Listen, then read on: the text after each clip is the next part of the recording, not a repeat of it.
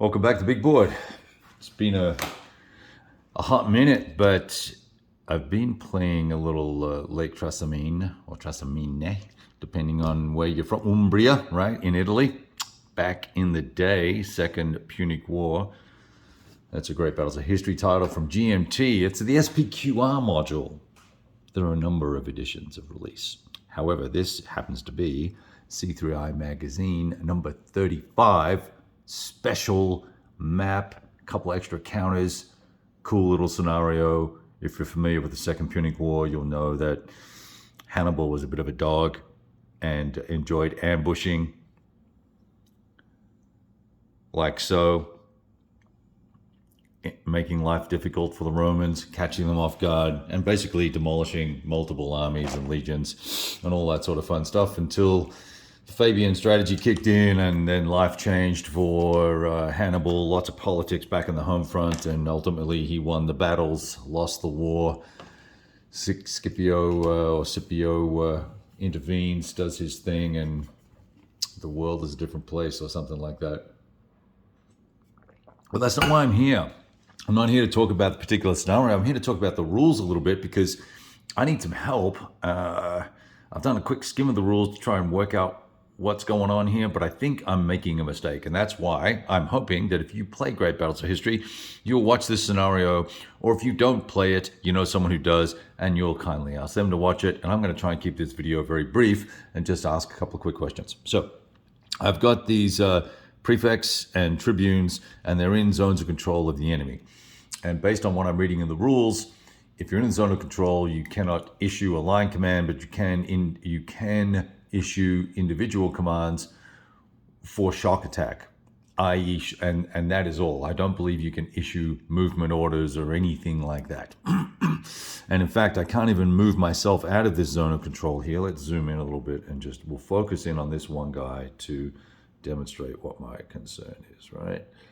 So I've got this chap, he's in a zone of control, so he can't really do anything other than issue orders to attack with these fellas here, which he doesn't want to do because they are going to rout, because they have 7 route points or cohesion hits attached to them already.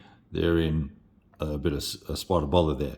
Now, the other thing that so that's question 1. Is that true, right? That I cannot issue any other orders other than to shock attack. So I can't get these guys to order these guys to move or whatever the case may be.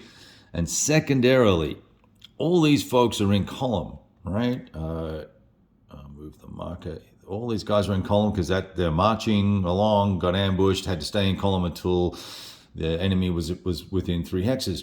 But it doesn't. The act of moving out of column is going to require you to be issued an order to move, which means you're stuck in column, aren't you? And if not, I don't understand how you are not in column anymore. And maybe I'm just missing the rules here. And I'm going to actually pause the video so this doesn't go on for 10 minutes and look at a rule and come back. And you know what? Here it is. I found it. It's rule 676. If a unit is in column as shock attacked, it goes back at the conclusion of that combat. It goes back to its combat formation at the cost of 1 additional cohesion hit. Well, that's going to suck because, for instance, these guys are going to rout. Okay, that's good to know. So anyone who has been shock attacked, we can assume they are now no longer in column, and they will be obviously in line formation. And then those that aren't still, they are still going to have to stay in column, and therefore they won't be able to combat in column unless they are attacked. Okay, if someone wants to confirm that second item for me as well, that would be fabulous. I'm going to end this video here. I'm going to go back now and go back through and look at all the combats that we've executed and orient the units to have the correct facing for a start, number 1, and then number 2, we will see if there are any additional units that would have routed.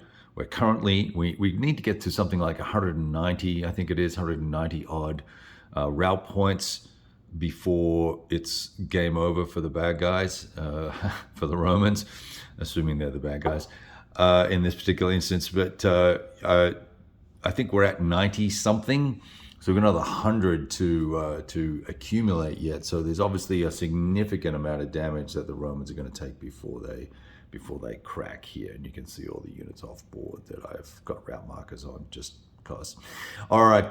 Talk to you soon. If you have answers, no answers, might have a solution with a rules reference, that would be very useful to me and I would appreciate it greatly. Thank you very much. Talk to you guys soon. Roll some dice.